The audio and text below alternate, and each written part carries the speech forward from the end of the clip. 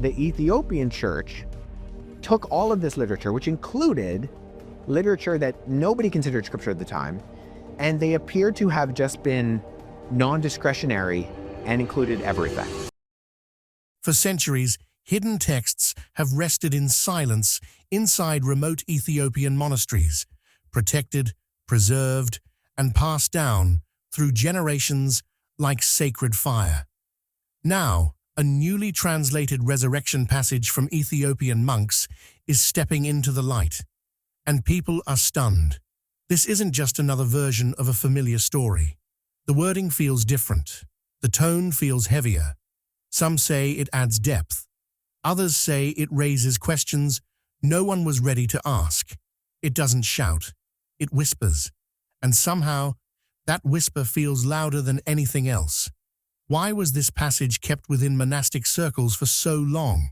Why is it being translated and discussed now? And what exactly does it say about resurrection that feels unsettling? Across social media and faith communities, debates are already heating up. Some believe this discovery strengthens ancient belief. Others feel it challenges long-held interpretations. But one thing is certain. Once you hear it, you won't look at the resurrection story the same way again. In today's video, we're breaking down what the Ethiopian monks released, what the translated passage actually says, and why it's creating such a powerful reaction around the world. Before we uncover the exact words of this translation, tap like and subscribe, because once you hear this, you'll understand why it was never meant to be ignored. 81 books that rewrite the story. Most people think the Bible is fixed, final, untouchable. But the Ethiopian Orthodox Church never agreed. While the Western Bible stopped at 66 books, Ethiopia preserved 81. 15 more than Protestants, 8 more than Catholics. And these aren't random add-ons. They're some of the oldest Christian texts ever used, revered by early believers long before they were quietly dropped in the West. Books like Enoch, Jubilees, and Maccabees. For centuries, Western scholars mocked them as myths. Then science stepped in. Radiocarbon dating of the Garima Gospels, discovered in an Ethiopian monastery, proved they were written between 330 and 650 AD, making them the oldest illustrated Christian manuscripts on Earth. While Europe fell into chaos, Ethiopian monks were preserving Christianity's original source code. And what's inside these books is explosive.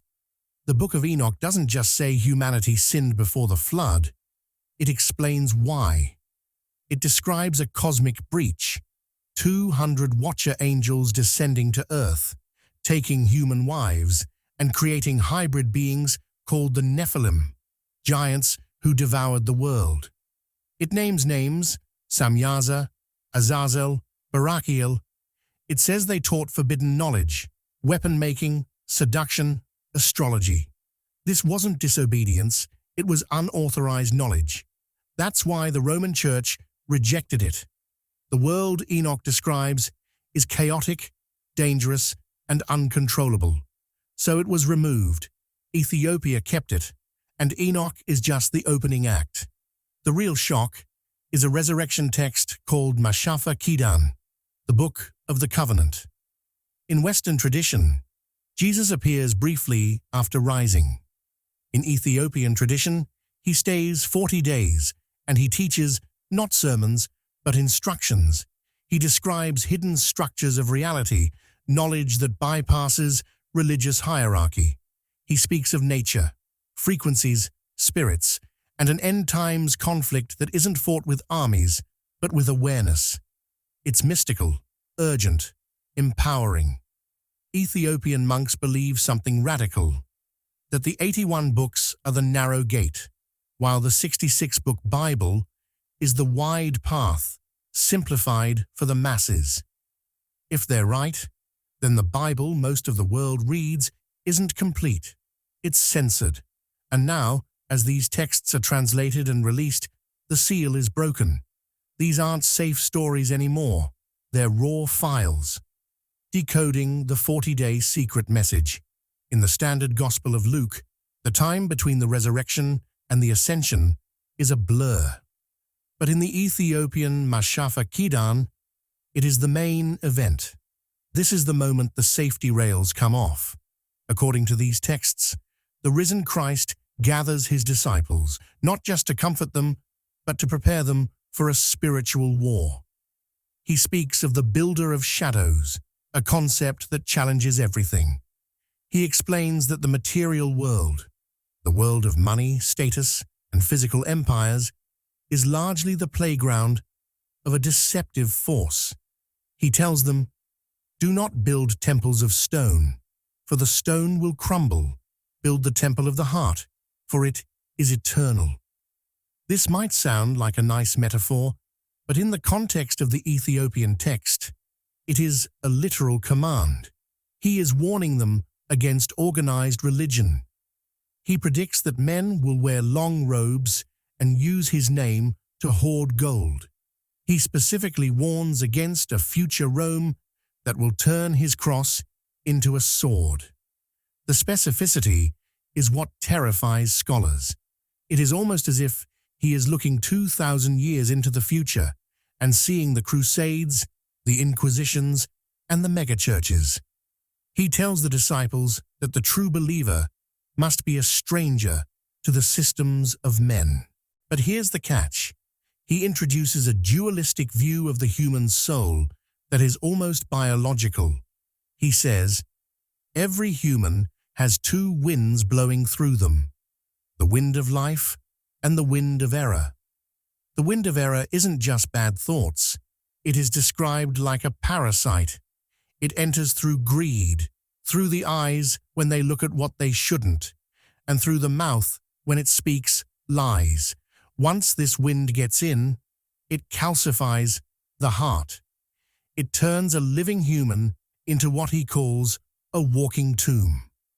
Think about that for a second. A walking tomb. A person who breathes, eats, and goes about their daily life, but spiritually, they are already gone. And here's the shocking part. He gives them the antidote. It isn't a tithe or a ritual. It is gnosis, knowledge. He teaches them to watch their thoughts, like a guard watches a gate. He teaches them that the kingdom of heaven is literally inside their own body, hidden in the silence between thoughts. This is why the Roman Empire had to suppress this text. Rome needed obedient citizens who feared the emperor and the pope. They didn't need self-aware mystics who believed the church was unnecessary. Because if you believe God is inside you, you don't pay taxes to the temple, you don't bow to the bishop, you become uncontrollable. The Book of the Covenant also contains remarkable cosmological details. He speaks of the storehouses of snow and the gates of the winds. For a long time, people thought this was poetic nonsense, but modern meteorology confirms that weather patterns move in global currents, literal rivers of wind. How did a text from 2,000 years ago know about the atmospheric dynamics of the planet? He also speaks of an abyss of water beneath the earth. Modern science recently discovered a massive ocean of water trapped in ringwoodite rock deep within the Earth's mantle, more water than in all the surface oceans combined. The Ethiopian Bible was right. There is an abyss of water beneath us. These details add a layer of credibility that is hard to ignore. If the text was right about the water and the winds, could it also be right about the spiritual parasite? The tone of these 40 days is urgent. This is not the turn the other cheek vibe of the Sermon on the Mount. This is the tone of a general giving a final briefing before leaving the battlefield. He tells them, "The darkness will come, and it will wear my face." That is the scariest line in the book. It will wear my face. He is predicting that the ultimate evil will not look like a monster. It will look like Christianity. It will look like a savior. It will deceive the world by appearing exactly like the thing it is trying to destroy. This lines up with Antichrist theories, but it makes them far more subtle and dangerous. It suggests the deception is already here, baked into the institutions we trust. But he didn't just leave them with warnings. He left them with a weapon, a secret practice known only to the inner circle, involving the control of breath and the focus of the mind, similar to advanced meditation practices found in the East. The teachings in the Ethiopian Bible are strikingly Eastern. Karma, reincarnation, inner energy centers, all there, disguised in ancient terminology. Why Hitler, empires, and secret orders never got it. You can't talk about Ethiopia without talking about the Ark of the Covenant. Movies say it was lost in Egypt. Ethiopians say that's nonsense. Nearly every Ethiopian believes the Ark is still here, locked inside the Church of Our Lady Mary of Zion in the ancient city of Aksum. And this isn't folklore. It's the backbone of their entire civilization. The story begins with the Queen of Sheba. She travels to Jerusalem, meets King Solomon, and returns home carrying his son, Menelik I. Years later, Menelik visits his father. Solomon offers him the throne. Menelik refuses, but he doesn't leave empty-handed. According to Ethiopia's royal chronicle, the Kebra Nagast, Menelik and his companions replaced the ark with a replica and secretly carried the real one to Ethiopia. And the ark isn't just a gold box. Biblical descriptions paint it as a weapon, burning armies, unleashing fire, killing anyone who got too close. The effects sound eerily modern, like radiation. The ark's guardian today, only one man at a time, is forbidden to leave the chapel for life. Visitors say these guardians develop cataracts, lose their sight, their skin pales, and they often die young. Why would a wooden chest do that, unless it isn't just wood? Some believe the ark is ancient high-energy technology. Others say it's a communication device, something far older than religion itself. Whatever it is, Ethiopia has guarded it for 3,000 years and defended it. Ethiopia is the only African nation never colonized. When Italy invaded in 1896 with modern weapons, Ethiopian forces crushed them at the Battle of Adwa. Locals say St. George rode with them. Others whisper something darker, that the ark was brought near the battlefield, releasing a blinding light that turned the tide. Even secret orders knew. The Knights Templar traveled to Ethiopia in the 12th century, hunting the ark. Their symbols are still carved into the stone churches of Lalibela. They knew the Grail wasn't a cup, it was a bloodline, and the ark was proof. Ethiopia's emperors ruled through the Solomonic dynasty for nearly 3,000 years, claiming direct descent from Solomon and from the line of David. The last emperor, Haile Selassie, was the 225th ruler in that chain, known as the conquering lion of the tribe of Judah. That title isn't symbolic. It's a legal claim to King David's bloodline. The laser-cut churches of the 1200s. Welcome to Lalibela. In the 12th century, King Lalibela ordered the construction of 11 churches, but he didn't hire masons to stack bricks. He ordered them carved directly out of solid volcanic rock. We're not talking about caves. We're talking about massive, intricate cathedrals, complete with windows, doors, columns, and drainage systems, all carved from a single piece of stone. It's a negative sculpture. You have to visualize the entire building in 3 dimensions, then remove everything that isn't the church.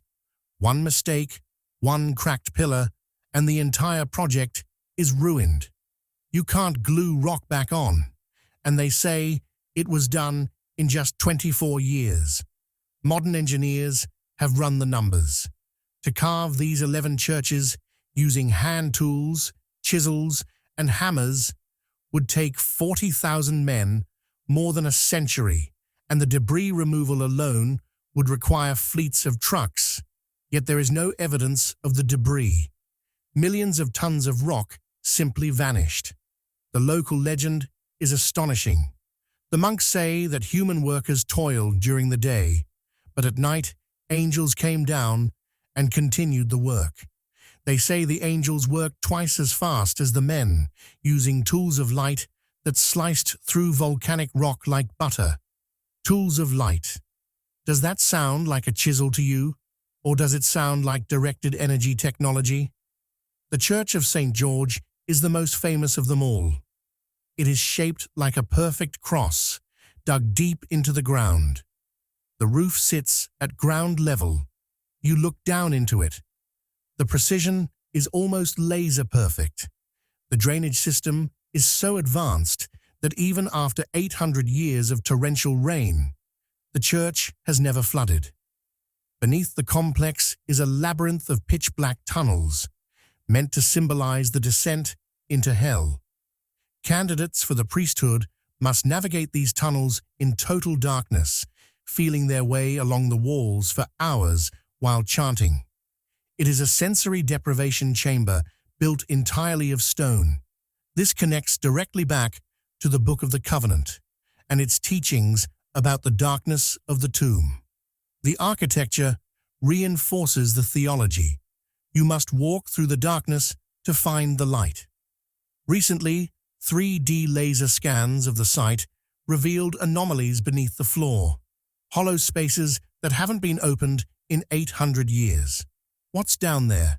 The priests say it is the treasury of the saints, gold manuscripts, or perhaps the very tools used to build the place. The hidden bloodline.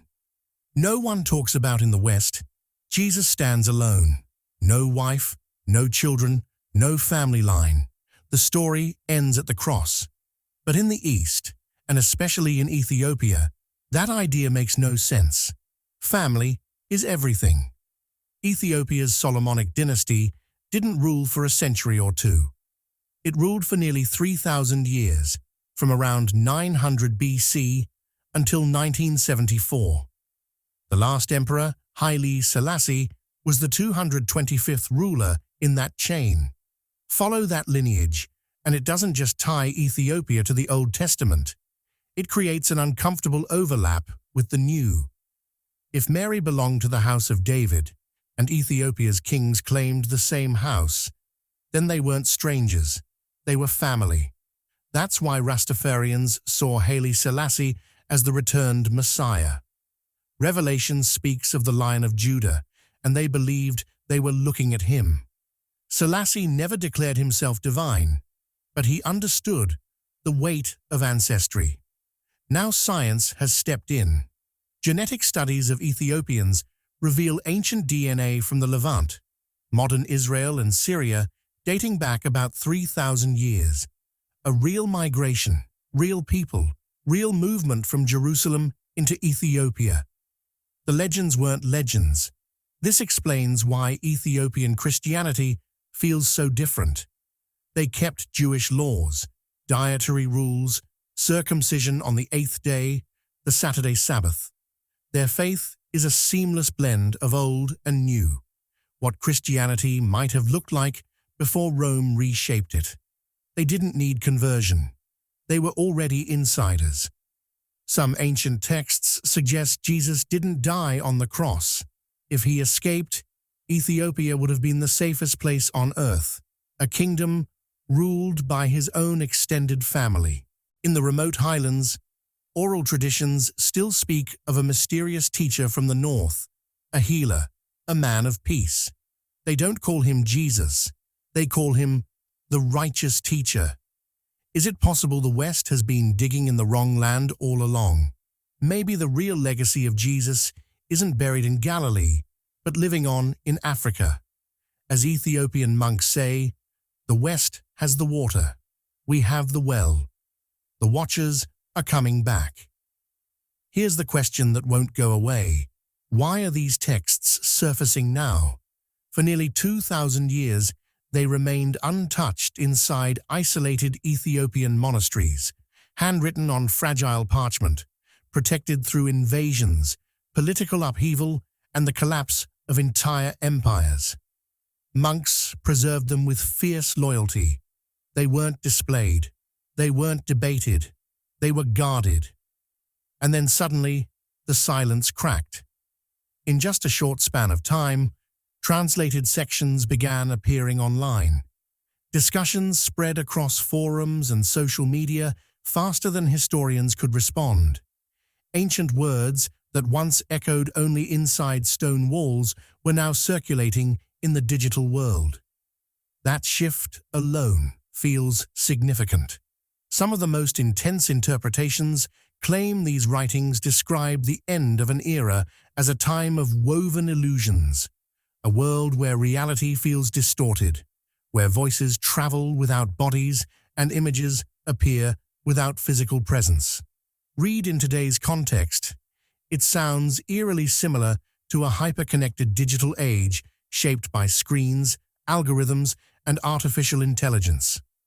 One bold idea suggests the monks weren't only preserving scripture, they were safeguarding knowledge meant for a specific moment in human history, a moment when truth would feel buried under noise, when people would question everything, institutions, media, even long-held beliefs. Look around. Trust is fragile. Many feel disconnected, not from information, but from meaning. It's not answers people lack, it's clarity. That's why these rediscovered passages resonate so deeply. They echo a quiet suspicion some have carried for years, that something in the larger story was simplified or perhaps filtered. There's also renewed debate about early church decisions, like the First Council of Nicaea, a gathering often discussed in conversations about which texts shaped mainstream Christianity. Some critics argue certain writings were excluded for theological unity. Others believe important perspectives were left behind. The Ethiopian tradition, however, preserved a broader canon, including texts that speak of mysterious beings often called watchers, figures described as influencing humanity in ancient times. These accounts frame humanity not as passive, but as deeply connected to a larger cosmic narrative. Then there's rock-hewn churches of Lalibela, monumental churches carved directly into stone. Legends say angels helped build them. Whether symbolic or literal, the craftsmanship still sparks awe and questions about forgotten techniques. And of course, Ethiopia maintains a long-standing claim of guarding the Ark of the Covenant in Axum, a tradition that continues to fuel global curiosity. So maybe this isn't about fear. Maybe it's about timing. If history has been shaped by powerful voices before, what truths are we only now ready to examine?